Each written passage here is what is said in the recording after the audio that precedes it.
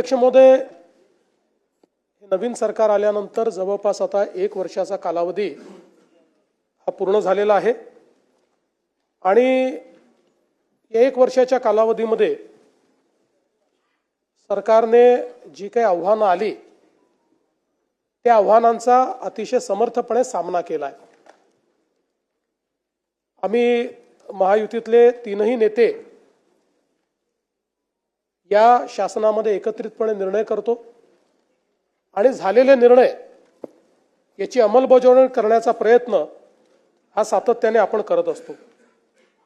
नुकतीच नगरपालिकेची निवडणूक झाली, आता महापालिका, जिल्हा परिषद अशा निवडणुका पुढच्या काळामध्ये होतील।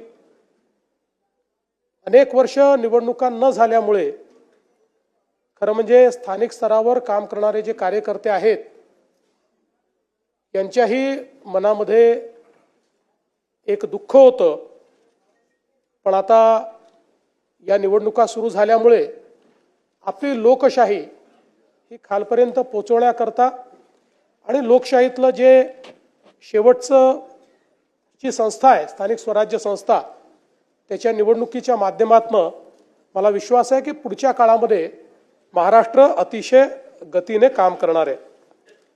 खरं म्हणजे मध्यंतरी महाराष्ट्राला खूप गोष्टी भोगाव्या लागल्या, कोविडचा काळ आला, अनेक अडचणी आल्या, अनेक स्थगिती आल्या, पण या सगळ्या गोष्टी विसरून जायच्या। कारण आता आपण ठरवलंय महाराष्ट्र आता थांबणार नाहीये, महाराष्ट्र आपल्याला पुढेच न्यायचा आहे।